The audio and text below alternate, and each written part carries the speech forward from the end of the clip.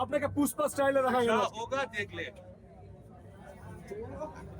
তৃণমূলে বিজেপিতে যোগ আমি একটা দিচ্ছে। কথা বলি, যখনই তৃণমূলের কোনো বড় প্রোগ্রাম হয় না, তখন একটা কথা কেস কে জয়েন করলো আর কে জয়েন করলো তাদের দলের ব্যাপার।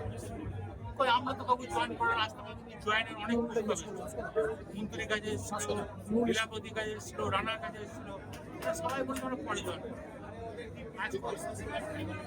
এটা তো বুদ্ধি অনেক। সিউড়ি 2 নম্বর ব্লক, সিউড়ি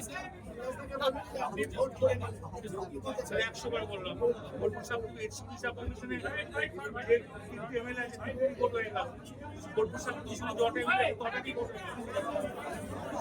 লোক কার নয়, মমতা ব্যানার্জি। আপনার লোক নয়, মমতা ব্যানার্জি।